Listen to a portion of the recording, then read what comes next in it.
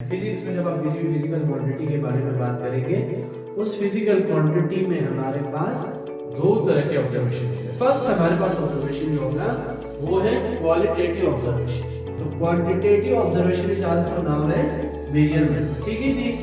इसी तरह हमारे पास जितने भी फिजिकल क्वांटिटीज है वो सब हम क्वांटिटेटिव मेजरमेंट ऑब्जर्वेशन के जरिए से बता रहे हैं। Breaking big things into smaller things. आपके पास एक बड़ी चीज है, उसको आपने क्या करना है, छोटे चीजों में डिवाइड करना है, छोटे चीजों में ब्रेक करना है। मिसाल के तौर पर इसके अंदर मैंने ये लिखा हुआ है कि अगर हम एक बड़े से बिल्डिंग की बात करें, हमारे पास 50 मंजिला की इमारत है। मैं चाह रहा हूँ कि 50 मंजिला इमारत को एस्टिमेट करूँ कि हाइट कितना है।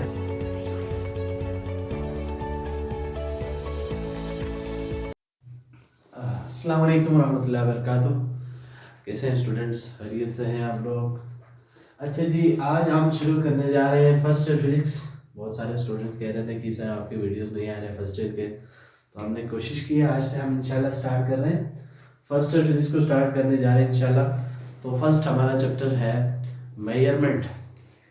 अच्छा जी, मेजरमेंट में अगर हम आपसे डिस्कस करें जी मेजरमेंट है क्या।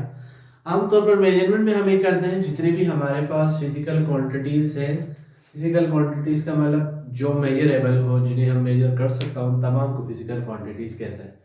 अब उन फिजिकल क्वांटिटीज को मेजर करने के लिए हमारे पास मेथड्स है, टेक्निक्स हैं। अब आज से अगर आप बहुत पीछे चले जाएंगे तो लोगों के पास इंस्ट्रूमेंट्स नहीं होते थे, तो वो एस्टिमेट करते थे, चीज़ों को गेस करते थे, इस तरह वो मेजर करते थे। तो हम जो चैप्टर हमारा है वो मेजरमेंट का है। तो हमारे पास फर्स्ट जो टॉपिक है दैट इज अबाउट एस्टिमेशन ही है। तो इसमें उन्होंने दो चीज़ें बताई हैं कि आप किसी भी चीज़ को मेजर करते हैं, सबसे पहले आप उसको ऑब्जर्व करते हैं। मिसाल के तौर पर मैंने इस बोर्ड को देख के मैंने बताया कि ये बोर्ड, इसकी मैंने लेंथ बताया, विड्थ बताया, तो मैं मेजरमेंट से पहले मैं इसको ऑब्जर्व करूंगा। तो हमारे पास दो तरह की ऑब्जर्वेशन है फिजिक्स में। जब आप किसी भी फिजिकल क्वांटिटी के बारे में बात करेंगे, उस फिजिकल क्वांटिटी में हमारे पास दो तरह के ऑब्जर्वेशन होंगे। फर्स्ट हमारे पास ऑब्जर्वेशन जो होगा वो है क्वालिटेटिव ऑब्जर्वेशन। क्वालिटेटिव ऑब्जर्वेशन का क्या मतलब है? क्वालिटेटिव ऑब्जर्वेशन में हम ये कहते हैं कि a qualitative observation having no associated number. अच्छा, यहाँ पे कोई नंबर नहीं होता। मिसाल के तौर पर कोई नंबर नहीं होने का मतलब ये है जिसमें it deals with the facts that can be observed without five senses. आप अपने फाइव सेंसेस का इस्तेमाल करके किसी फैक्ट के बारे में बता रहा हूँ। मिसाल के तौर पर मैंने आसमान की तरफ देखा, मैंने कहा आसमान जो है ब्लू कलर का है। दैट्स अ फैक्ट, जो कि मैं ये नहीं कर रहा हूँ बल्कि मैं उसको ऑब्जर्व करके बता रहा हूँ। इसी तरह मुझे कोई स्मेल आती है तो मैं कहता हूँ कोई गैस का स्मेल आ रहा है या खुशबू आ रहा है, तो that is sense by our five senses. इसी तरह टेस्ट है, मैंने कुछ खाया या चलो मैंने बिरयानी खाया तो मैंने कहा बिरयानी बहुत टेस्टी था। अब बिरयानी का मैंने टेस्ट कर लिया बाय सेंस। अब उसमें मेजर नहीं कर पाऊंगा। और क्वालिटेटिव ऑब्जर्वेशन में कोई नंबर नहीं होता। अब मैं ये नहीं कहूँगी कि बिरयानी इतना 5 मीटर टेस्टी था, या मैं कहूँ जी कोई और चीज जिसको मैं सेंस कर रहा हूँ उसके बारे में मैं ये नहीं बता सकूंगा कि वो कितना, उसका नंबर नहीं होगा। इसीलिए हम उसको क्वालिटेटिव ऑब्जर्वेशन कहते हैं। सो इसमें हमारे पास कलर्स है। अब मैं कलर में भी, बोर्ड का कलर व्हाइट है, अब व्हाइट कितना व्हाइट है इसका कोई कलर नहीं होता। सो इसका कोई शेप हो सकता है, टेक्सचर हो सकता है अच्छा, ये सारे हमारे पास एग्जांपल है क्वालिटेटिव ऑब्जर्वेशन के। अब क्वालिटेटिव ऑब्जर्वेशन में हमारे पास फैक्ट्स होंगे या किसी जिसको हम फाइव सेंसेस के जरिए से बता रहे होते हैं। ठीक है जी। अब आते हैं हम क्वांटिटेटिव ऑब्जर्वेशन। क्वांटिटेटिव ऑब्जर्वेशन में अब ये होगा कोई, इसमें कोई ना कोई नंबर होगा। देखो, a quantitative observation is include numbers also called measurement. इसी को मेजरमेंट कहते हैं। जैसे कि मैंने इस बोर्ड की लेंथ के बारे में बताऊंगा तो लेंथ जाहिर सी बात है कोई ना कोई नंबर होगा, कोई डिजिट होगा, तो इसको हम मेजरमेंट भी कहते हैं। तो quantitative observation is also known as measurement. ठीक है जी। इसी तरह हमारे पास जितने भी फिजिकल क्वांटिटीज है वो सब हम क्वांटिटेटिव मेजर ऑब्जर्वेशन के जरिए से बता रहे होते हैं। तो हमारे पास दो तरह के ऑब्जर्वेशन हो गया, एक क्वालिटेटिव हो गया और दूसरा क्वांटिटेटिव ऑब्जर्वेशन। लेकिन क्वालिटेटिव का अब हमारा इसके साथ कोई ताल्लुक नहीं, क्योंकि क्वालिटेटिव के अंदर हम फाइव सेंसेस से बता रहे होंगे, वो फैक्ट्स है। हमारा ताल्लुक जो है ऑब्जर्वेशन है वो किसके साथ है, क्वांटिटेटिव। अब क्वांटिटेटिव ऑब्जर्वेशन को हमने कहा जी इट इज आल्सो कॉल्ड, हमने कहा ये मेजरमेंट कहता है। अब how we can measure any object, आप किसी ऑब्जेक्ट को मेजर करते हैं तो आप कैसे मेजर करेंगे, तो उसके मेजरमेंट के तरीक़ेकार है। तो पहला जो हमारे पास आते हैं जी एस्टिमेशन ऑफ फिजिकल क्वांटिटीज। हमारे पास जो भी फिजिकल क्वांटिटीज होगा जिन्हें हम मेजर कर सकता हो, उन सारे फिजिकल क्वांटिटीज को हम एस्टिमेट करेंगे। अब कैसे एस्टिमेट करेंगे, अब एस्टिमेशन क्या है जरा सुनिए जी। An estimation is a rough educated guess to vary of physical quantities by using prior experiences and sound physical reasoning। Estimation है जी किसी चीज के बारे में, किसी फिजिकल क्वांटिटी के बारे में आपने अंदाजा लगाना है। अच्छा, अंदाजा कैसा लगाए कि गेस जो आप करने जा रहे हैं वो रफ गेस जो है वो एजुकेटेड होना चाहिए। ऐसा नहीं कि मैं जो मुंह में आया बोलना शुरू कर दूं किसी चीज के बारे में, वो नहीं होगा। सो एजुकेटेड गेस वो डिपेंड करता है कि मेरा प्रीवियर एक्सपीरियंसेस क्या है, मुझे उस चीज के बारे में पहले कितना मुझे अंदाजा है। तो इसमें दो चीजें हैं, physical reasoning and praevia experience. अब मिसाल के तौर पर हम कहें जी कारपेंटर से कहें इस बोर्ड की जरा आप जो है मुझे लेंथ बताएं, तो कारपेंटर जो है जो गेस करेगा विदाउट मेजरमेंट करके वो ठीक गेस करेगा, यानी उसकी जो गेस है, उसकी जो एस्टिमेशन है वो nearly close to the real या वैल्यू या ट्रू वैल्यू के साथ हमारे पास क्लोज होंगे।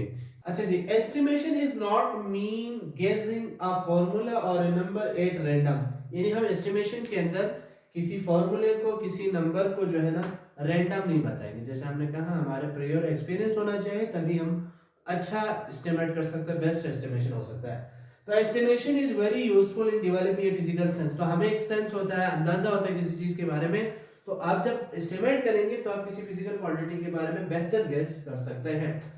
अब स्ट्रेटजीज क्या है कि हम किस तरह से एस्टिमेट कर सकते हैं, तो उसके लिए स्ट्रेटजीज में आते हैं first breaking big things into smaller things. आपके पास एक बड़ी चीज है, उसको आपने क्या करना है, छोटे चीजों में डिवाइड करना है, छोटे चीजों में ब्रेक करना है। मिसाल के तौर पर इसके अंदर मैंने ये लिखा हुआ है कि अगर हम एक बड़े से बिल्डिंग की बात करें, हमारे पास 50 मंजिला की इमारत है, मैं चाह रहा हूं कि 50 मंजिला इमारत को एस्टिमेट करूं कि हाइट कितना है, तो मैं कैसे करूंगा। अब 50 मंजिला इमारत हमारे पास बड़े बड़े थिंग्स में आएंगे, बिग थिंग्स है। We can divide it the whole building into floors. अब हमारे पास जाहिर सी बात है 50 मंजिला है तो 50 मंजिल होंगे। पहले मैं ये देखूंगा एक मंजिल की हाइट कितने होंगे, ठीक है। तो मैं सारे एक इंडिविजुअल मंजिल्स को उनकी हाइट मालूम करूंगा, फिर उनको मल्टीप्लाई करके बताऊंगा, एस्टिमेट करके कि इस बिल्डिंग की हाइट जो है कितना हो सकता है। तो we can breaking a big thing into smaller thing and multiply it by to obtain the length और डायमेंशन ऑफ बिग थिंग। अब हमें क्या करना होगा, जो बड़े हमारे पास ऑब्जेक्ट्स हैं, बड़े लेंथ है, बड़ी चीजें हैं, उन्हें छोटे हिस्सों में डिवाइड करना होगा। जब आपको एक छोटी सी चीज का लेंथ मालूम होगा, डायमेंशन मालूम होगा, फिर उसको मल्टीप्लाई करेंगे तो आपको बड़ी चीज मालूम हो जाएगी। तो यहाँ पे हमें एस्टिमेट करना है height of building. Height of building की एस्टिमेशन के लिए हमने क्या कहा, first we count number of floors, उस बिल्डिंग में कितने फ्लोर्स हैं। पहले हमें ये अंदाजा लगाना होगा कि एक बिल्डिंग है, इस बिल्डिंग में कितने फ्लोर्स हैं। अभी साथ में ये 4 फ्लोर है, 4 फ्लोर है, तो मैं ये कहूंगा कि estimate the height of single floor by imagining how many people would have stand on each shoulder to reach the ceiling. एक बिल्डिंग में मिसाल एक बंदा और दूसरा बंदा जब शोल्डर पर बैठ के दूसरे के ऊपर चढ़ के देखेंगे कि इस ये जो हमारे पास फ्लोर है इसमें 2 बंदे आ सकते हैं। अब हमारे पास आम जो लोग हैं, हमारे यहाँ जो पाकिस्तानियों की आम हाइट जो है तो वो नॉर्मल 6 फीट से 7 फीट या 5 और 5.5 से लेकर 7 फीट के बीच होते हैं। तो हमने अंदाजा लगाया कि ये 2 बंदे आ सकता है या 2.5 हो सकता है। तो उसको जब आपने पहले एक फ्लोर का आपने हाइट मालूम किया, हाइट के लिए गेस किया, वहां बंदा कोई फिक्स स्टैंडर्ड नहीं है, हम गेस कर रहे हैं। अब क्या हो, now we estimate the height of person. अब हमें पहले कितने बंदे हैं वो देखेंगे, फिर मैं बंदे की हाइट को एस्टिमेट करूंगा कि ये बंदा 5 फीट का है, तकरीबन 5.5 फीट का है, 6 फीट का है। फिर then we multiply all of them to get the height of building. फिर हमें क्या करना होगा, जब आपको एक बिल्डिंग की हाइट का मालूम हो जाएगा तो हम इन सारे बिल्डिंग की हाइट को मालूम करने के लिए इन्हें मल्टीप्लाई करेंगे। That is a first method in which we multiply the individual height than the total number of floors in a building. Second हमारे पास है कि हम अगर किसी दूसरा है इसी को रिवर्स करें, मिसाल के तौर पर आप स्मॉलर थिंग को डिवाइड कर सकते क्या कर सकते हैं, स्मॉलर थिंग से बड़े बना सकते हैं, बिगर थिंग कैसे बनाएंगे। मिसाल मेरे पास एक कॉपी है, उस कॉपी की मैं एक पेज की जो है ना वो थिकनेस मालूम करना चाहूँ। अब एक पेज की थिकनेस को अगर मैं एस्टिमेट करना चाहूँ वो मेरे मुश्किल हो जाएगा, तो मैं क्या करूंगा, होल जो मेरे पास कॉपी है उसको मैं एस्टिमेट करूंगा। मिसाल के तौर पर मेरे पास कॉपी की जो थिकनेस है, मैंने कहा कि ये तकरीबन हमारे यहाँ ये आधा फीट का होता है, तो मैंने कहा ये आधा फीट का हमारे पास जो है ना कॉपी है। अब मैं ये करूंगा आधा फीट को, जब मैंने कहा हमारे पास आधा फीट है, फिर उसको हमें क्या करना है, कितने नंबर ऑफ पेजेस है उससे डिवाइड करेंगे। अब आपके पास आपने क्या किया, सारे पेजेस को मिला के आधा फीट कहा, फिर उस आधा फीट के बाद नंबर ऑफ पेजेस से डिवाइड करेंगे तो हमें एक सिंगल पेज का अंदाजा होगा, एस्टिमेट होगा। तो यहाँ पे देखो, to estimate the length of small thing, अगर हम किसी छोटी चीज की लेंथ को मालूम करना चाहे तो imagine a bunch of them making a bigger, आप उन सब को मिला के एक बंच बनाए कि वो बड़े हो जाए। फिर to estimate the thickness of paper sheet, अगर हम एक पेपर शीट की थिकनेस को मालूम करना चाहे तो क्या करना होगा, first we estimate the thickness of stack of paper, हमें उस गुच्छे का, उस पेपर बंडल का हमें थिकनेस जो है एस्टिमेट करना होगा, and then divide by number of pages in stack, फिर हमें उस पूरे को डिवाइड करना होगा नंबर ऑफ पेजेस के साथ, तो हमें इजीली एस्टिमेशन हमारी हो जाएगी उस सिंगल पेज का। This is second method. Third, अगर हम एरिया को या वॉल्यूम को मालूम करना चाहें तो कैसे करेंगे, एरिया और वॉल्यूम कैसे मालूम करेंगे, बाय यूजिंग लेंथ। अब देखो, अगर हम एरिया की बात करेंगे, एरिया लेंथ मल्टीप्लाई विड्थ होता है, वॉल्यूम लेंथ विड्थ हाइट होता है।